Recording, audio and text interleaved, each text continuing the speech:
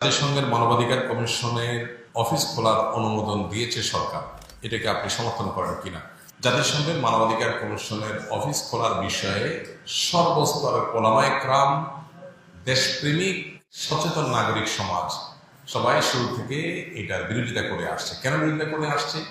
আপাত দৃষ্টিতে আমাদের কাছে মনে হয় জাতিসংঘের মানবাধিকার কমিশনের অফিস খুললে এটা তো ভালো, আমাদের দেশে মানবাধিকার প্রতিষ্ঠা হবে, এটা খারাপ কি? আদতে বিষয়টা এত সহজে বোঝার মতো বিষয় নয়।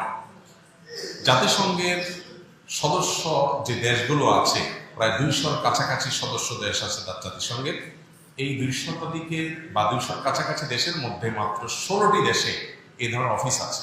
এর মধ্যে বেশিরভাগ দেশগুলো আমরা দেখি আফ্রিকাতে, অথবা এমন কোনো অঞ্চলে যেখানে হয় সেখানে যুদ্ধ চলছে আর না হলে গৃহযুদ্ধ চলমান।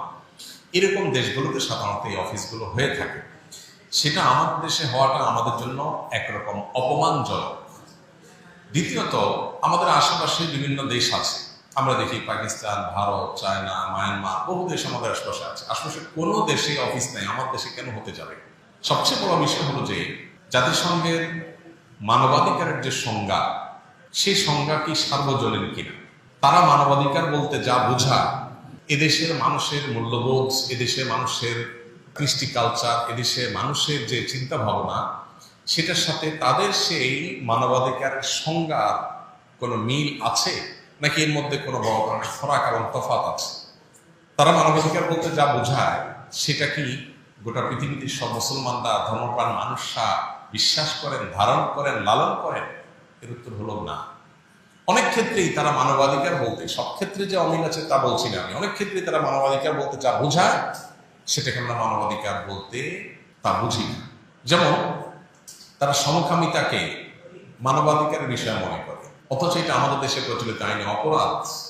যেটা আমাদের দেশে প্রচলিত আইনে অপরাধ, জাতিসংঘ সেরকম একটা অপরাধ কর্ম করছে এমন একজন ব্যক্তিকে এদেশে প্রতিনিধি হিসাবে নিযুক্ত করবার জন্য এগ্রিমেন্ট চেয়ে পাঠিয়েছে। এটা আমাদের জন্য অত্যন্ত অপমানজনক একটা ব্যাপার। একটা দেশে একটা জিনিস যখন আইনে অপরাধ হিসাবে বিবেচিত আছে, দণ্ডনীয় অপরাধ হিসাবে উল্লেখ করা আছে, সেই বিষয়টা লঙ্ঘন করা হবে অফিসিয়ালি, সেটা অন্য কোনো দেশে একজন করছে সেটা একটা বিষয়, কিন্তু এই দেশে এসে করবে তার পার্টনার সাথে, সমকামী পার্টনারকে সাথে নিয়ে আসবে এবং একজন প্রতিনিধিকে নিযুক্ত করার জন্য চিঠি পাঠানো, এটা হলো একটা দেশের মূল্যবোধ, একটা দেশের প্রচলিত আইনের প্রতি চরম অপমান এবং বৃদ্ধাঙ্গুলি লেখা। এরকম একটা অপেশাদার কাজ এ ধরনের একটা সংস্থা করতে পারে, সেটা আসলে কল্পনা করা যায় না। এটা একটা বিষয়।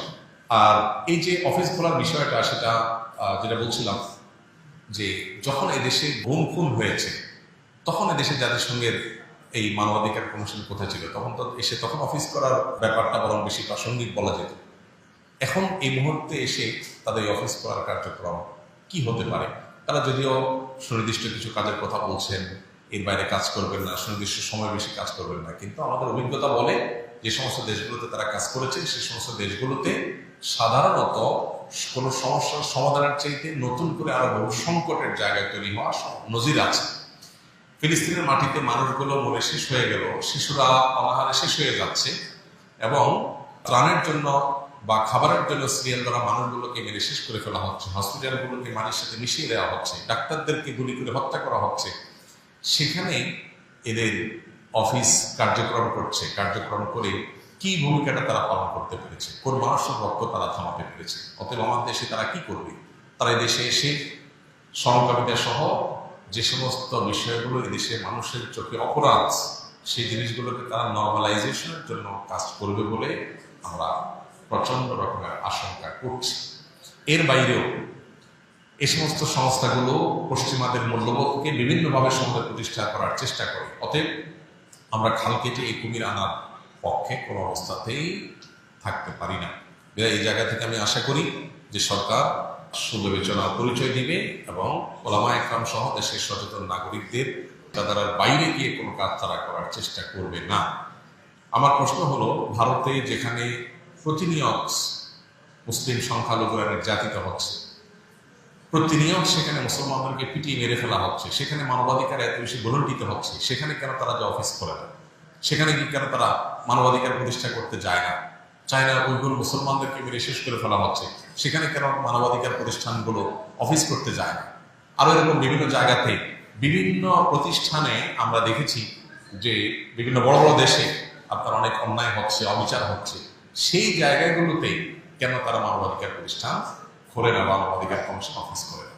এই বিষয়গুলো আমাদেরকে নতুন করে ভাবতে শেখায় বা ভাবতে উদ্বুদ্ধ করে যে আমাদের দেশে আসলে এই জাতীয় প্রতিষ্ঠানগুলো বিশেষ কোনো এজেন্ডা তারা বাস্তবায়ন করতে আসছে কিনা, বিশেষ করে এনজিও বেজ সরকারের ঘাড়ের উপর সওয়ার হয়ে তারা কোনো নীল নকশা বাস্তবায়ন করতে যাচ্ছে কিনা। এই আশঙ্কাটা শুধু আশঙ্কাই নয়, এটা জোরালো আশঙ্কা, এবং এই আশঙ্কাটা যথেষ্ট প্রাসঙ্গিক আশঙ্কা এবং এর যথেষ্ট কারণ আছে। বিধায় এই ব্যাপারে আমার বিশ্বাস যে সরকার সুবিবেচনার পরিচয় দিবে এবং ওলামা একরামের এবং সর্বস্তরের মানুষের উপর আপনার এই বিদেশি এজেন্ডা বাস্তবায়ন করার পথ যাতে কোনোভাবে উন্মোচন না হয়, সেদিকটা তারা খেয়াল করবে। আমাদের